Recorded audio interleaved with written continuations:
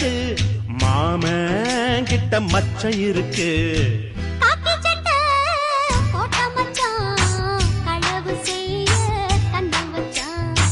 கண்ணம் வைக்க வந்த மச்சான் கண்ணத்துல கண்ணம் வச்சான்.